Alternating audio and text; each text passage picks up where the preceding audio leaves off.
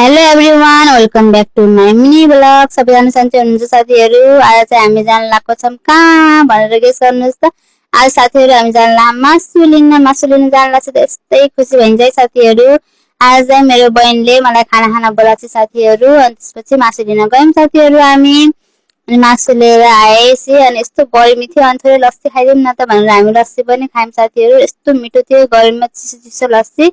अनि मेरो घर अगाडि माइत गएँ साथीहरू। घर अगाडि माइत जान पनि गाह्रो छ, के गर्नु भन्दै म चाहिँ के अरे भिडियो बनाउँदै हिँड्दै थिएँ साथीहरू। अनि त्यसपछि सबैजना हामी, मम्मी पनि पसलबाट आउनुभयो, मेरो अर्को बहिनी पनि आएको थिइन्, नानीले बोलाएको थिए। अनि त्यसपछि बिरयानीको वेटिङमा थियौँ साथीहरू। यस्तो बास्ना आइरहेको थियो। अनि मेरो छोरा फेरि माइक बोकेर बसिरहेको थियो। अनि मेरो बहिनीले सर्भ गरिरहेको थिइन्। अनि बुवाले खाँदै हुनुहुन्थ्यो, अर्को बहिनीले काँक्रा काटिरहेको थियो साथीहरू। अनि हाम्रो पालो आयो खाने। यस्तो मिठो थियो।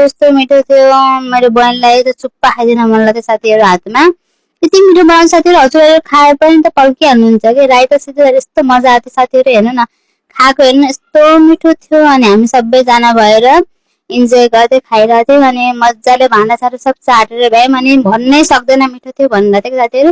अनि मम्मीले खानु लाग्यो, बाबु होइन त्यस्तो। Okay, bye bye, thank you for watching.